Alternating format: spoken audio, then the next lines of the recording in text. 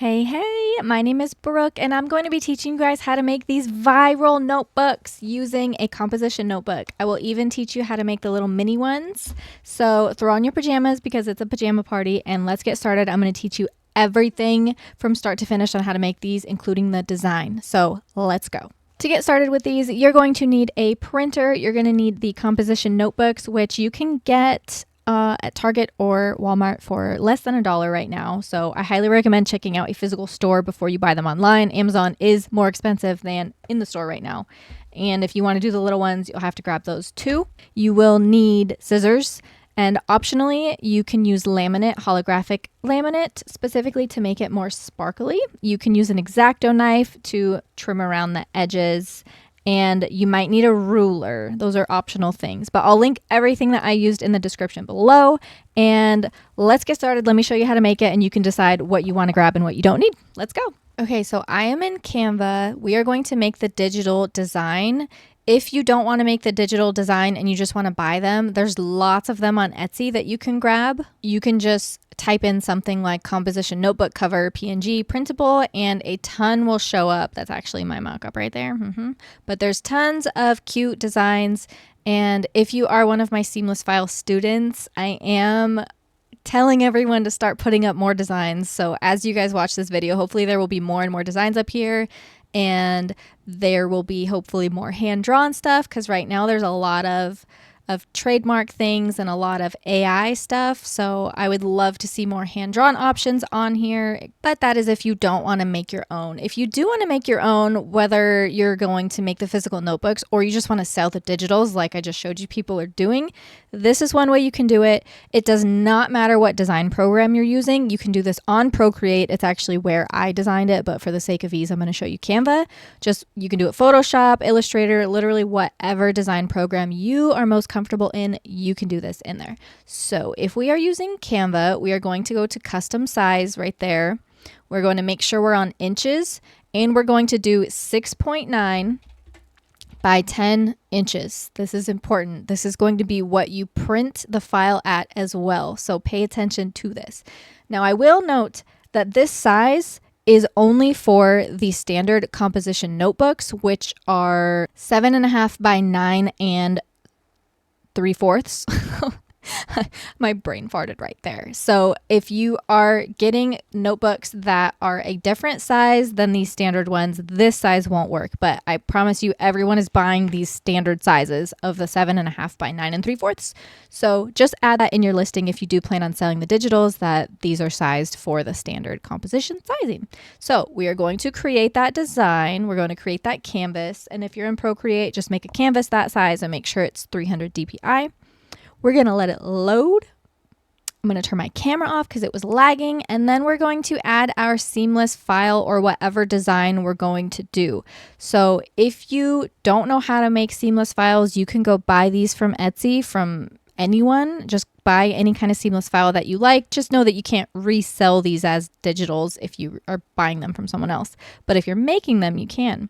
So we're going to size them to the canvas, and there's different ways you could do it. You can either drag and drop like that and then stretch it, which honestly I don't recommend because you can lose the quality of your file if you stretch it. So if it imports like this, you're just going to copy and paste it, and we're going to place it together like this and try to not have any seams, which is kind of hard in Canva, but look, we got rid of it. Sometimes it'll pretend there's a seam, and then you zoom in and it's not really there. So then we can take both of these, copy and paste them, and drag them down. Just make sure you're like snapping into place right there. And then you want to zoom in and make sure that there's not really a seam. See how we see one right here? I don't know if you can see it on my screen, but I see one, but then I zoom in and it's not actually there. That is what we want. We want to zoom in and not really see it. So we're done right here. This is it. This is all you need to do to make the cover. But if you want to have the little composition label on there, we're going to go to Elements and just type in composition notebook label. And then if you go to graphics right here, you're going to see all these different cute ones that you can use. If you don't have the pro account, you won't be able to use a lot of them, So I highly suggest getting a Canva Pro account if you're doing this in Canva. But you can also buy these labels from places like Etsy or just really wherever. If you Google it, someone will have it if you don't want to make your own and you just want to buy it. So use any one that you would like. And then if you want to make this customizable for people to like add their names, you can sell this as like a Canva template.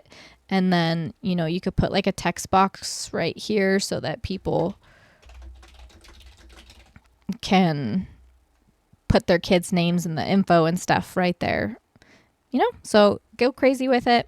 And then because this is like a little SVG, you can also change the color of everything. You just click on the box and then change the color. So you can make them all match like each little design.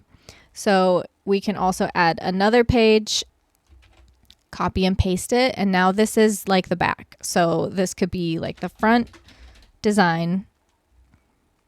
And then this is the back design. So you could sell it like this as a Canva template, or you can save these and just sell them as PNGs, which is what I do.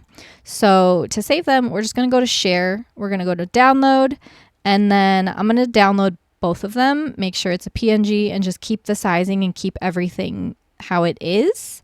And we're going to hit download. And then we are going to open these from whatever printing. Well, we'll have to unzip them, but we're going to open these in whatever printing thing you use. Like you can open these from Photoshop, from whatever, even just like the image viewer, I believe you can print from. We just need to make sure it prints in the right size. So now I've opened up my design. I'm using Photoshop right now for this. But before we print from whatever program we're using, we just want to verify that it is going to print in the 6.9 by 10 inch size. So I just went to Canva size to verify that, yes, this did open up in 6.9 by 10. So that's what we want. Now we can go to print, you know, using whatever program you want, and it should print like this. And if you're getting a print preview, it should be almost the size of the whole paper, but not quite.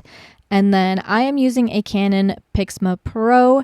The quality is unmatched. I've owned many Epson. I've owned many of the Epson like cheapy printers, and I have to trash them all within a year. Like it's not worth it to me. It's so much nicer to upgrade to the better printer. I haven't had any issues with it. I love it so much, but that's the printer I recommend using, and it's what I use.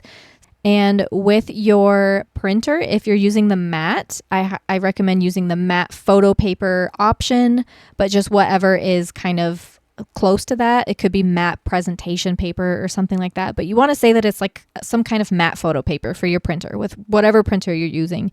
If you're printing on matte sticker paper, if you're doing gloss, you want to select the gloss options. So make sure everything is high quality and make sure it's printing at 100% and it's not doing like fit to page or anything like that, because it'll mess with the size. And then you're going to hit print, and we're going to print it. We're going to print it. We're going to print it. Okay, now here's the fun part, actually applying it to the composition notebooks. So we're going to take our sticker paper and cut along this edge. You can cut along the other edges if you want, but you really don't need to because we're going to be trimming it anyway. So I'm using scissors, but if you need to use a ruler and an X-Acto knife to get it perfectly straight, go ahead and do that. Then we're going to line it up and we're going to do the hinge method. So we're going to cut off a little piece of the backing of the paper on that long end where we're going to be applying it right next to that spine. And then we are going to carefully apply it next to the spine binding, whatever you want to call it. So take your time with this and make sure you get it lined up. And then you want to start pressing along the edges. Make sure there's no folds or bubbles or anything. And then we're going to need a little scraper tool. You can use a ruler, even another book. We want to bend it so that we can start peeling the backing off. And then we're going to start pressing it like this. Take your time with it. Go back and forth, up and down. That way you're doing even pressure throughout. And that is it. Now we have to trim it. So I guess that's not it. But I started trying to trim it with scissors. You can see me start, and then it wasn't letting me get a crisp, clean edge. So I end up going to an X-Acto knife with a ruler because my scissors just weren't cutting it, literally. I'm so funny. So here's me using an X-Acto knife with a ruler. This is like a sewing ruler, like when you cut fabric, I mean. It's like one of those, but anything that's plastic will work just fine. So I'm just trimming off all the edges. We're ignoring any cat hair on the sticker, getting the corners nice and crisp, and then that's it. Just trim it off and do the back and you're done. And then optionally, you can add laminate right here, and you would just do this before you actually apply it to the notebook. And unfortunately, my camera cuts out, so you don't get to see me fully apply this, but it's the same exact method. So here it is all finished, and just keep in mind with this laminate that the kids most likely won't be able to put their names on it because laminate, you can't really put pens over it. But let me show you the sizing to do for these little notebooks. It's really the same process.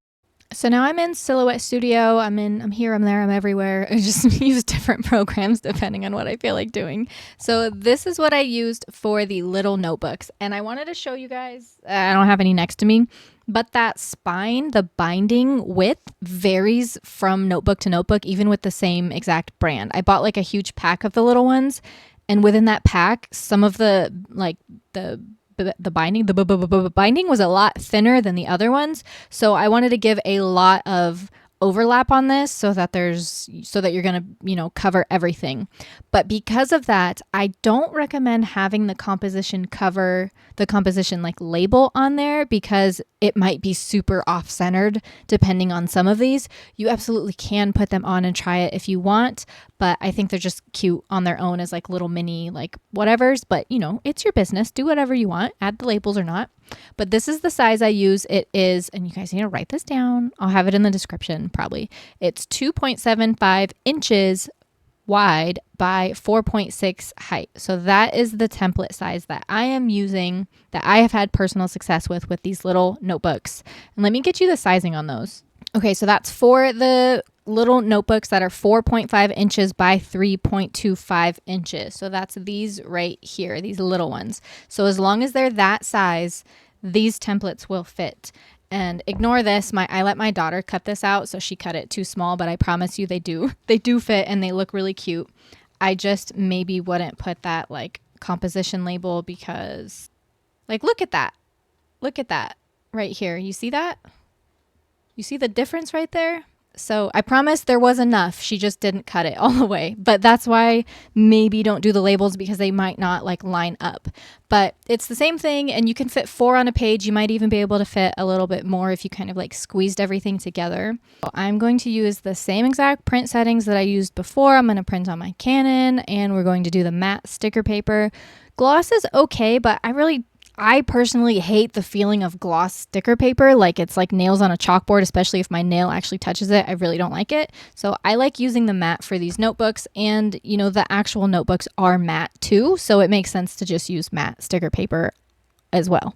So I'm going to send those to print and then you just apply them in the same exact way. Now, since we're doing it again, I thought I would show you guys how to use the laminate. So this is when it was first printed, freshly printed. We are going to apply the holographic laminate over top of it using the hinge method. For this, I just cut off a little corner, apply it, and then use my little squeegee to press down while kind of pulling that backing off as I go. And then that's it. You just kind of smooth it out with your squeegee. Make sure there's no bubbles or bumps or anything. And then you're just going to cut this out the same as the other ones. For these little notebooks, I do cut out everything just to make it easier to apply. Like I don't leave any extra white around it. And then we're going to do the same thing. Now, because this is laminate, I don't need to cut this off. I can just fold it because it's a lot sturdier. But when you're not doing it with laminate, I do still recommend cutting off the backing because it's just easier to work with when it's cut off. But since it's a lot thicker with the laminate, it's okay to do it this way. And then you're just going to squeegee it just like last time. And then because of the laminate, we can use scissors instead of the X-Acto knife. And if you guys couldn't tell, I accidentally left my camera on. So you're just getting a nice little view of my back in the corner right there. So my nice little hunched back while I'm making this. But that's really it. These come out so amazing. They're super cute. And I really I really recommend jumping on this trend while you guys can. It is a back to school trend, so it is probably going to die down after next month, after this month, after August. But for right now, there's plenty of time for you guys to jump on this. There's plenty of time for you guys to learn how to make these patterns if you don't know how to make them. These are called seamless files. And I actually have a course that teaches you guys like all about how to make these. And you can make money like selling these and stuff. Like, case in point, these notebooks. I just listed these yesterday and I already have 2 sales from them. So this is a really, really, really hot trend and a very, very new trend for you guys to jump on, whether you want to make the physical notebooks or you just want to sell the digitals for other people to make the physical notebooks with. Like, the sky is your oyster. Oh my gosh, what is with my brain today? The world is your oyster with this. There's just so many fun things you guys can do with digital art, with your own art, with seamless files. Like, just have fun out there. And I would love to see your guys' notebooks. If you make them, tag me in them. And I'll see you guys next time.